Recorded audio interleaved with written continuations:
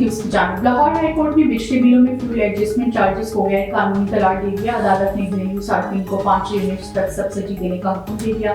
عدالت نے وفاقی حکومت کو متبادل ذرائع سے بجلی پیدا کرنے کی بھی ہدایت کر دی. جسٹس علی باقر نجفہ نے اظہر صدیق سمیت دیگر کی درخواستوں پر فیصلہ سنایا. فلور ملز ایسوسی ایشن اینڈ محکمہ خوراک کو جمعے تک کا الٹیمیٹم دیتے ہوئے خبردار کیا ہے کہ فلور ملز کے خلاف کارروائیاں بند نہ کی گئیں تو ملز کو تالے لگا دیں گے. چیئرمین فلور ملز ایسوسی ایشن نے واضح کیا کہ ہم سرکاری آٹا فلور ملز کے گیٹ پر دینے کے پابند ہیں. انہوں نے مطالبہ کیا کہ نجی گندم کی بین الاضلاعی سپلائی پر عائد پابندی ختم کی جائے. حکومت کی ناقص پالیسیوں کی وجہ سے اوپن مارکیٹ میں گندم کی قیمت بڑھی ہے.